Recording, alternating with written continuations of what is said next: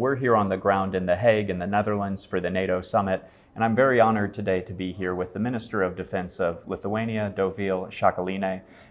Madam Minister, thank you very much for joining me. What are you expecting from the summit? What I would love to see in the summit is 5% in no later than 5 years. Will we see the deadline as good as I want it to be? That remains to be seen. The strategic message of the alliance more than doubling its initial threshold for defense is a very strong message.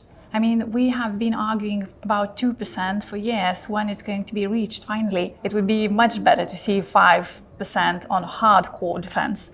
But 3.5 plus 1.5, it's still so much better than what we had a year ago, 2 years ago, even 5 months ago.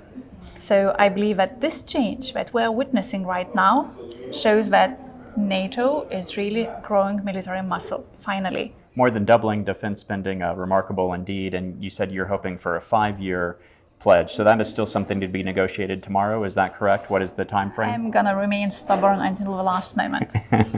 Good. And then coming out of the summit, what are Lithuania's major priorities for transatlantic security? So I think that the events this last weekend are the elephant in the room. So it proves once again how important transatlantic connection is. United States does wield a formidable military power. And therefore, I think it only sends a very clear message to Russia and others who keep threatening NATO alliance and separate NATO allies that that's how the war against NATO would look like. Secondly, this is also a very good perspective for us to understand that there is no more regional conflict. This is global. Now we see how the geopolitical chessboard is being moved around. Russia is losing its influence in the Middle East.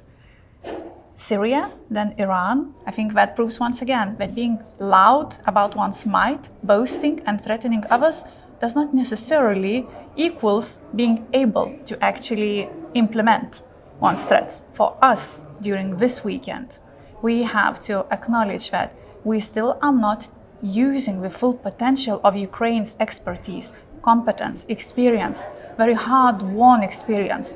They paid for it and still are paying for it with blood.